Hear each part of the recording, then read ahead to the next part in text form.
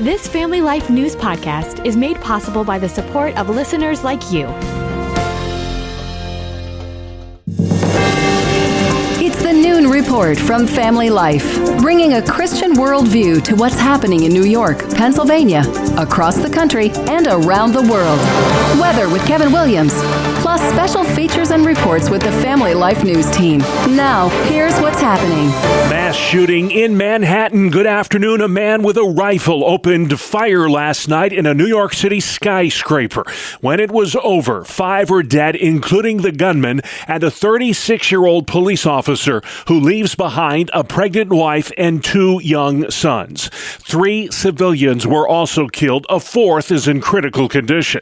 New York City Mayor Eric Adams. No words can describe this act of evil, and no words can fill the void that has been left by this tragedy. Police Commissioner Jessica Tisch says the 27-year-old shooter traveled from his home in Las Vegas to New York over the weekend and had a history of mental health problems. His motives are still under investigation, and we are working to understand why he targeted this particular location. The building targeted contains the corporate headquarters of the National Football League. The shooter played high school football and left behind a note blaming football for his mental health problems. Patrick Hendry is president of the New York City Police Benevolent Association. We're hurting for all the victims and hurting for all the families. And we're all asking, why? Why did pure evil come here? Cops say the killer died from a self-inflicted gunshot wound. President Trump is doubling down on calls for Israel to facilitate more food aid to war-torn Gaza. That's real starvation stuff. I see it. And you can't fake that. CBS's Weijia Jiang. He said, you know, just look at the children who are starving in Gaza.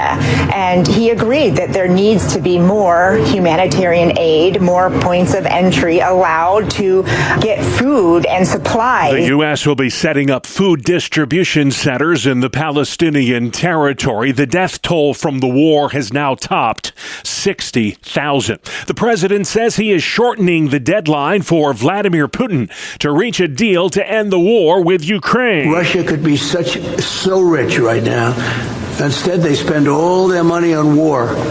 They spend everything on war and killing people. Initially, the White House said it would give the Russian ruler 50 days to agree to a ceasefire, but that's changed to less than 2 weeks now.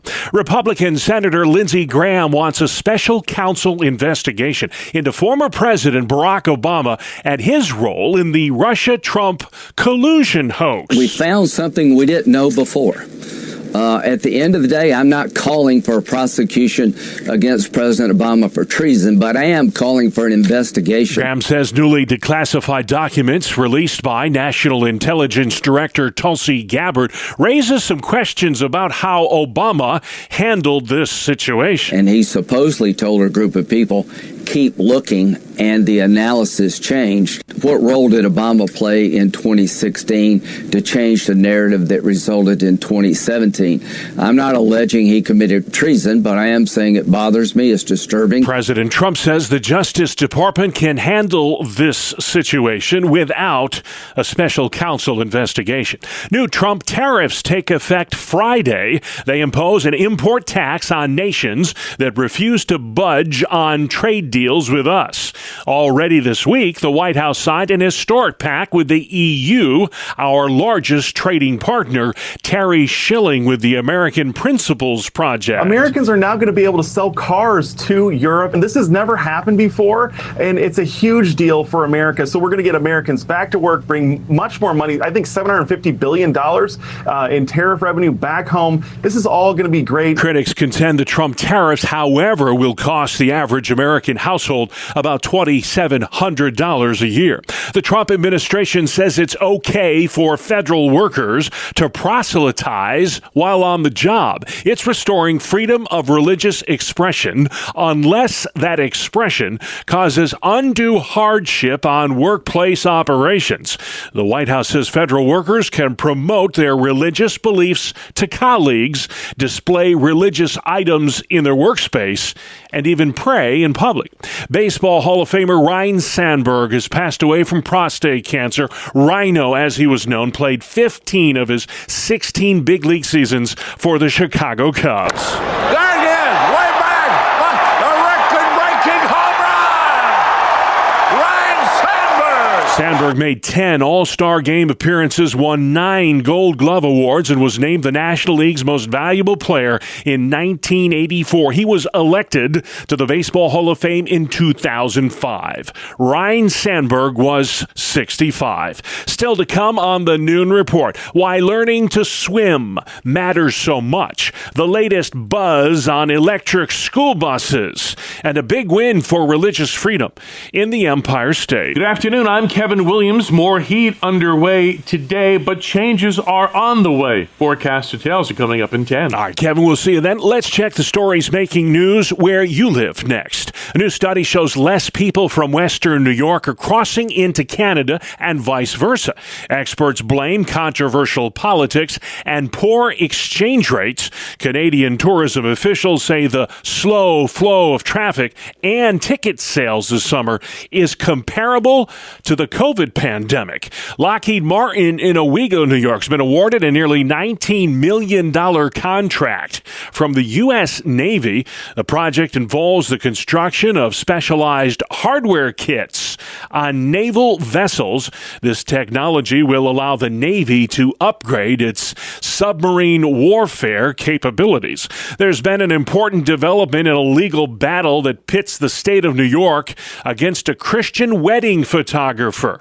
Here's Family Life's Mark Webster. Yeah, the Alliance Defending Freedom has represented wedding photographer Emily Carpenter. In 2021, she filed a free speech lawsuit challenging New York's laws barring discrimination based on sexual orientation and gender identity, saying she shouldn't be compelled to photograph so-called same-sex weddings that conflict with her Christian beliefs. In May, a federal judge ruled she was likely to win that suit, and now New York Attorney General Letitia James has entered into a settlement agreement that prevents her office from bringing anti-discrimination charges against Carpenter and provides $225,000 in attorney's fees. Mark Webster, Family Life News. Thank you, Mark. Political pundits predict a Doug Mastriano gubernatorial campaign in Pennsylvania could be a drag on other Republicans next year. They caution down-ballot candidates could lose if the far-right firebrand ends up challenging Governor Shapiro in the 2026 midterms. Mastriano lost to Shapiro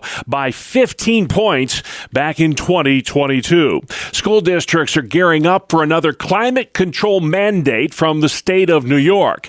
By 2035, all school buses must be all electric. Most districts say that timeline is a bit too ambitious. Mike Ginistry, superintendent of the Sweet Home School District in Buffalo. I think it's a very aggressive timeline, but we're going to act aggressive at Sweet Home to meet this timeline and to meet the deadline. So we didn't want to come into 2035 and tell our taxpayers, look, we need 60 electric buses and we need them now. So this has been a long-term effort at Sweet Home, and we're going to continue with our efforts to flip our fleet. Niagara Falls Superintendent Mark Laurie says the added cost in going all electric is just one factor to consider. One of the concerns I have is the ability to construct the infrastructure that is going to be needed to power those buses.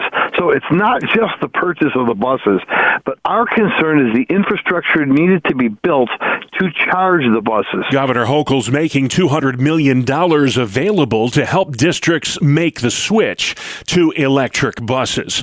Police have identified that 9-year-old girl who tragically drowned last week in a wave pool at Hershey Park.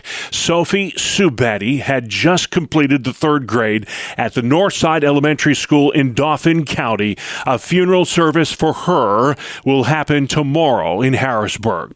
With several recent drownings already this summer, experts are sounding the alarm about the importance of teaching children how to swim. Water can be your friend. It's super fun. It can be super exciting, but it can also be super, super dangerous. That's Ava Coons, and she runs a youth swim school in the Albany area. It's extremely important that children do start to learn how to swim at a young age, even as early as 4 months, and start to build those basic concepts as they start growing older and older and older. Christy Sletton's had had her children involved in swim lessons since before they could walk. Being able to watch them realize that not only can they enjoy the water and not be afraid of it, but that they can also keep themselves safe in the water, I think has done a lot for my own anxiety as well. More than half of Americans, 54%, do not know how to swim, or at least don't have the basic swimming skills to help them avoid drowning. Drownings, by the way, are the leading cause of death for children ages 1 to 4. The Ulster County, New York clerk is being sued by the state of Texas for refusing to enforce a court ruling against a New York doctor. That doctor mailed abortion-inducing drugs to a Texas woman in violation of Texas state law. The litigation pits a pro-life statute in the Lone Star State against New York's SHIELD Act, which protects abortion providers from out-of-state legal challenges. New York's Attorney General Tish James is suing the Trump administration once again, this time over efforts to obtain data from the Supplemental Nutrition Assistance Program, or SNAP. This is not for research or to improve a service that millions count on. No, they are basically trying to weaponize the SNAP program against immigrant communities in violation of the law. The White House says the data collection effort is meant to ensure that the federal safety net is not being abused and SNAP benefits are only going to those who are qualified to get them. A weekend fire that destroyed a century-old church in Luzerne County, Pennsylvania. That fire has been ruled an arson now. Hazleton Fire Chief Don Leschko says trespassers have been a persistent problem at the former St. Paul's Church. We found definitely various points that people got in, and that's even with the people from those organizations checking the building once a week. Still people were able to get into the building. The fire also caused smoke damage to the next door Hazleton Public Library. Michelle Cushmember is the executive director. We have to get some work done with our HVAC, get it all cleaned out, because the smell is here and it gets to you. If you're in here a few minutes, even your eyes are watering and stuff. So we got to get that taken care of. The city of Hazleton is currently working with the building's owners on demolition plans. Well, today we celebrate a saucy snack that has its roots in Western New York. If you have an insatiable hunger for the ultimate party food, then you just might be ready to take on National Wing Day, which just happens to be today. Originally relegated to being used mostly for chicken stock, the popularity of chicken wings seems to have been born when the owners of the Anchor Bar in Buffalo, New York, cooked up a midnight snack for their son and his friends. Using only fried wings, butter, and hot sauce, they stumbled upon a dish that would change American game day gastronomy forever. The first Chicken Wing Day was celebrated in Buffalo in 1977, and many wing chains and restaurants are offering special deals today. So whether you like them with hot sauce, barbecue, garlic parm, spicy, or sweet, take time today to get out and get some of your favorite wings, whether you're the driver or the wingman. Brian Query, Family Life News. All right, Brian, thank you for that. Sports is next. It's the 2-minute drill on Family Life. Good afternoon. I'm Randy Snavely. Bob, minus Aaron Judge, the New York Yankees are going to struggle to score runs, and that was the case last night. Tampa Bay snapped a 4-game skid to beat New York 4-2. The Yanks have now lost 4 of their last 5 games. Out on the left coast, the Padres walked it off against the Mets 7-6. Elias Diaz had the game-winning RBI single in the bottom of the 9th. Mark Vientos led the Mets going 2 for 4, and he hit a granny in the setback.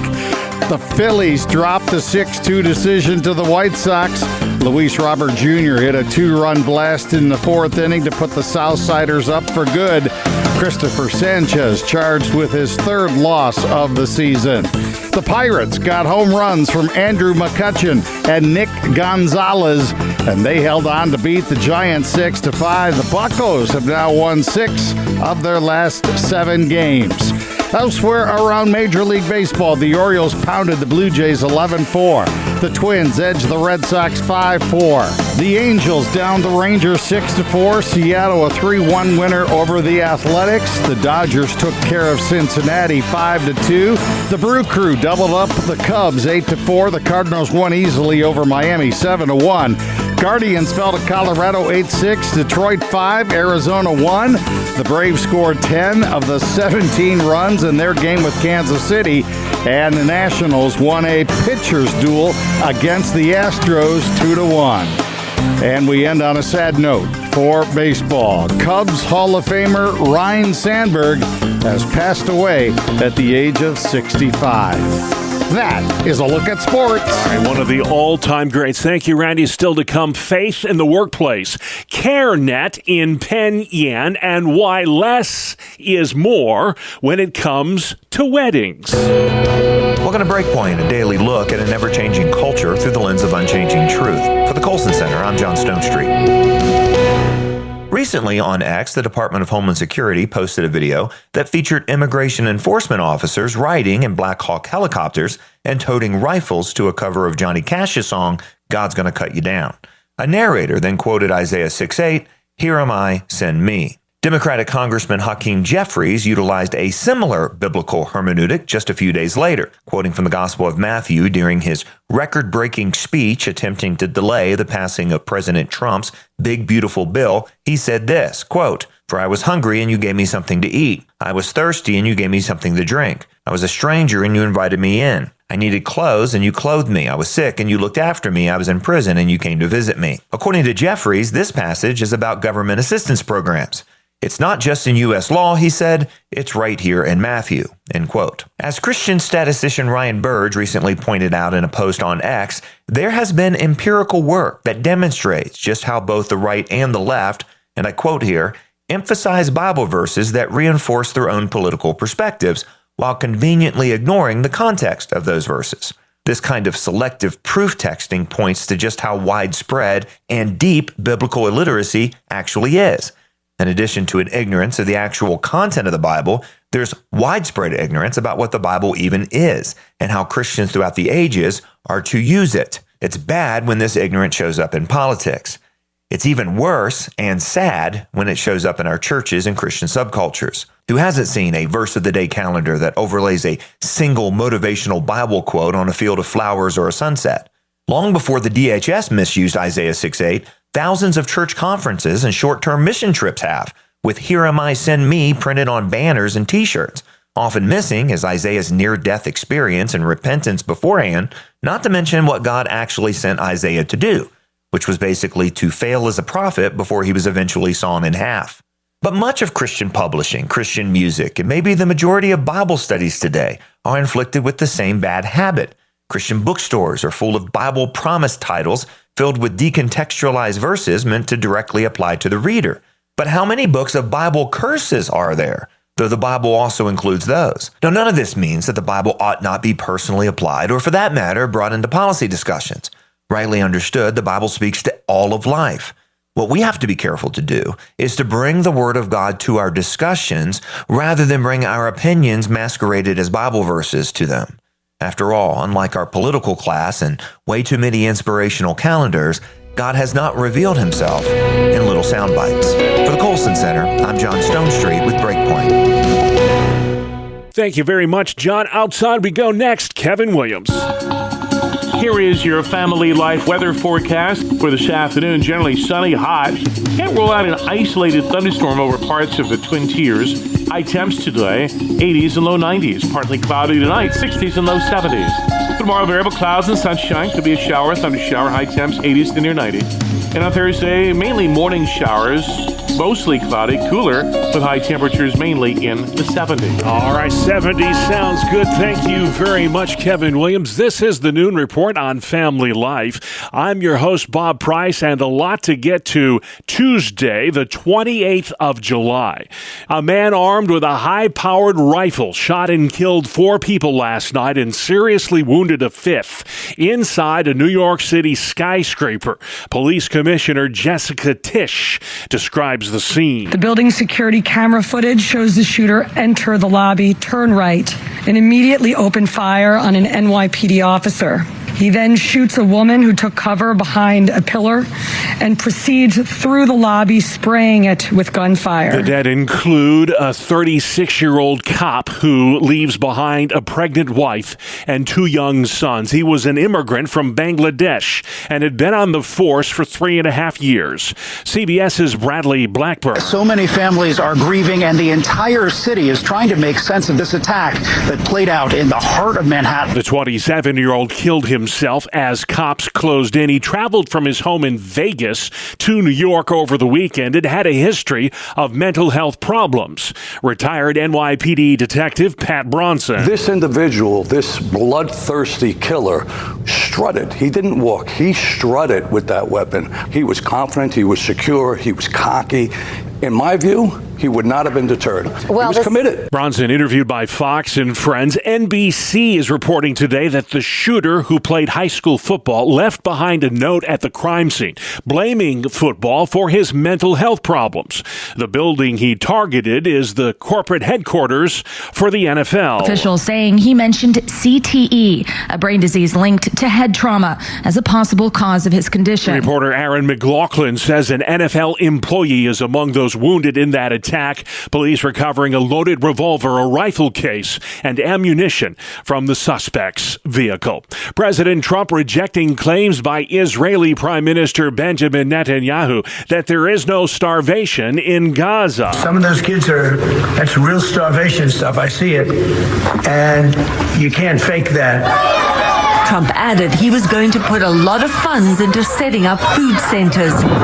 Bowing to pressure, Israel announced on Sunday it would allow a daily humanitarian pause in its military operations to let aid into Gaza. Correspondent Deborah Patta, good news today when it comes to teenage suicide. The number of teens considering suicide is down.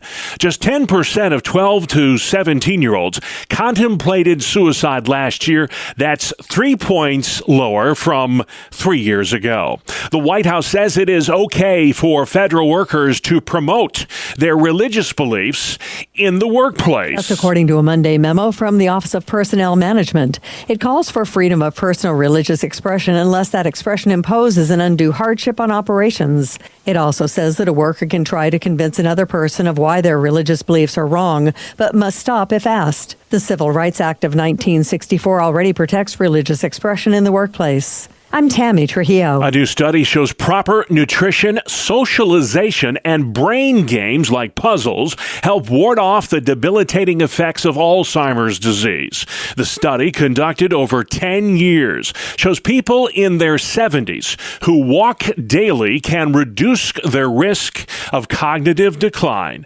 Fox News medical correspondent Dr. Mark Siegel. If you have a genetic predisposition towards dementia and you exercise regularly with walking, you can decrease that risk by 20 or 30%. Now, we're not talking about strolling here. We're talking about real brisk walking, heel to toe. This was the largest study ever done looking at how healthy behavior can protect your brain. A baseball Hall of Famer died at the age of 65. Fans and the late Harry Carey called him Rhino. The Chicago Cubs have announced that Ryne Sandberg has died following a battle with prostate cancer. He was 65. Sandberg, born in Spokane, Washington, played in parts of 16 big league seasons, almost entirely with the Cubs, including that game against the Cardinals in June 1984, as seen on MLB. Sandberg, in the Cubs' last at-bat, has twice delivered a game-tying home run, a solo shot of the night. Cubs executive chairman Tom Ricketts calls Ryne Sandberg a hero to a generation of Cubs fans. Jennifer Kuiper in Chicago. This is the Noon Report on Family Life. Providing pregnancy care and a whole lot more. Welcome back to another edition of Hometown Heroes on Family Life. I'm Mark Webster, and this week's guest is Michael Arrington, director of CareNet in Penn Yan, New York, a ministry providing numerous services for pregnant women, mothers, and fathers in the Finger Lakes. How did CareNet come to be there in Penn Yan? We were originally a satellite to the Geneva office. It's now called Family Hope Center. We still work really closely with them. In fact, we do referrals to them and to Bath for ultrasounds because we're probably the smallest CareNet in the area. We don't really have the ability to do that. So I think about 13 years ago, this broke off as its own CareNet center. We've kind of been our own location for a while now. All right. And for those who are unfamiliar, what is CareNet about? Why are you there? It's a nonprofit agency, and our goal is to provide information to women, men, couples, anyone initially facing an unplanned pregnancy, but really even planned pregnancy. We find that we help as many people who are just not really abortion-minded or abortion vulnerable, but they just need some help. We call it an Earn While You Learn program, and so we offer a wide range of classes. We start with the prenatal classes. It goes through what to expect through the pregnancy and through the birth, and then it can turn right into parenting for a newborn, parenting for infants, parenting for toddlers, and it kind of flows through. We have some clients that stay with us for 2 or more years doing the Earn While You Learn programs, trying to be better parents. Even with the parents, they may feel like this is my third child I'm on now, and I don't really need that so much. But we have life skill classes for budgeting and different things that we can offer. We have separate fatherhood classes. We have co-parenting classes for people who have to co-parent with another parent that they might kind of have some issues with or struggles with. And then with the Earn While You Learn program, they have the ability to get diapers, baby wipes, baby clothes. We can even get them strollers, whatever they might need with a new baby. If they need it, we can get it for them. That is quite a wide range of services you provide. One that really caught my eye on your website was post-abortion support. We have 2 women here, one who has been through an abortion and one who just has a heart for people who are struggling with that. We have only one client right now in that program, but we only really started advertising it heavily when both of these women came forward and said they really want to focus on that. So we're hoping that we'll be able to get a few more in. I think that's one of the things that people aren't told when they just call Planned Parenthood. The basic message for someone offering an abortion is, oh yeah, it's safe and it's effective, and really once it's over, it's over. There's nothing else you need to worry about. And they don't talk about the potential psychological effects after, and they really don't even talk about, which amazes me more than anything, the potential physical impacts leading into. I think you've probably seen the recent news about the abortion pill. Right. The studies that were used to approve it have proven to be less than not even 20% of what the actual potential negative effects are from that pill. Right. Those are the facts and the truth that we try to share with people. And then we just try to build their trust and let them come in. And we're a Christian agency, and everything we do, we try to be led by God. And so we don't judge anyone. And that's the reason for the after abortion care, grief share, is to just share the love of God and the forgiveness of God that's available to them. One of the classes that we're trying to get more into, but it's kind of touchy because we don't want to be teaching people something their parents don't want, but we'd love to be able to get into high schools and teach sexual risk avoidance classes. It'll be like a field trip. They're going to have a signed form from their parents saying they want to come in and take that class. So it's a little tricky, but it's one we'd like to try to work our way into. Yeah, for sure. Prevention always better than cure as it goes. You say tricky territory there. New York State is pretty tricky territory for places like CareNet, not exactly friendly environment for what you do. Well, we are one of the ones that was sued by the Attorney General recently. If people call us and ask us, we have information regarding the abortion pill reversal process. Right. And that's what we're being sued about, because we say that is safe and effective, and they argue that that's not been proven. So, all right, well, that'll lead us into, I know you have a fundraiser coming up to help support all of these excellent ministries. Tell me a little bit about that. It's Thursday, August 28th. It's going to be at YMCA Camp Corey, right on Cuca Lake. They have a facility that looks right out over the lake, so it's a beautiful facility. We're really calling it CareNet Awareness Night. I've been doing this for a little less than 2 years right now. The center was struggling to find a director, and the pastor of my church asked me if I would be willing to do it. My wife and I were planning to move out of state at the time. God had other plans. We prayed about that and said, is this really what you want? And part of the reason we were moving out of state was it was right after the Dobbs decision, and Kathy Hochul was coming out and saying, come to New York and get your free abortions. And my wife said, my tax dollars aren't paying for that. We're leaving. But we said, let's pray about it. We prayed, and just a couple hours after that, the pastor called and said, CareNet needs some help. They're struggling to find a director. Would you be willing to step in and help them until they get somebody better? We're still looking for that somebody better, but we'll get there. You kind of got drafted into the front lines of the whole fray. And I don't mind doing it. I actually enjoy it, but we have really figured out that in a center this small, it would work better if the director was a female. I would stay on volunteering, and we started to try to get our fatherhood program going and get more fathers involved, and that's great. And I'd stay on and keep working with that and just help with whatever else they needed. But I'd like to get a younger female that might relate to the clients better. Very understandable. We're small enough that the director takes at least half of the clients, if not more. So yeah, I can't do that with a female, so that's the big challenge right now. Is there a website that people can just go to learn more? Yes, www.carenetty.com. That's Michael Arrington, Director of CareNet in Penn Yan, New York, a ministry providing numerous services for pregnant women, mothers, and fathers in the Finger Lakes. Please join us again next time as we search for your home, your town, your hero. It's Hometown Heroes on Family Life. Thank you, Mark. Hometown Heroes comes your way every Tuesday during the Noon Report. You can also catch it online at Apple Podcasts, Spotify, YouTube, or FamilyLife.org. Good afternoon. Here is your Family Life regional weather forecast. Hot weather continues today, but some changes are coming. A cold front will be moving through the area tomorrow and tomorrow night, bringing some showers and rumbles. Behind the front, cooler air will move in at the end of the week and set the stage for a nice weekend. For this afternoon, generally sunny, hot. Can't rule out an isolated thunderstorm over parts of the Twin Tiers. High temps today, 80s and low 90s. Partly cloudy tonight, 60s and low 70s. For tomorrow, variable clouds and sunshine. Could be a shower, thunder shower, high temps, 80s to near 90.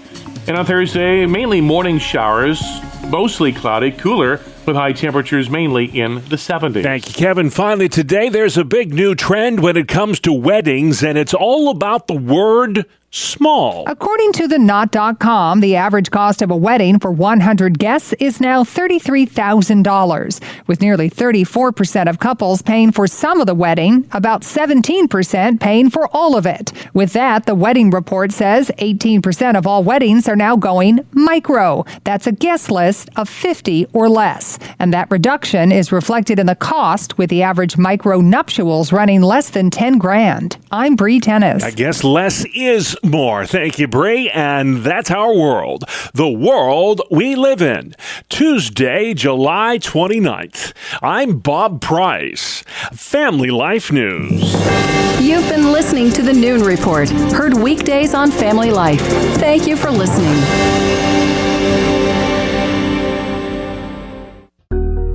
Thank you for listening to this Family Life News podcast. If you've been encouraged by what you've heard, please share it with others and click the subscribe button to automatically receive future episodes. Family Life is a listener-supported ministry. Podcasts like this are made possible by your financial partnership. Find out more at familylife.org.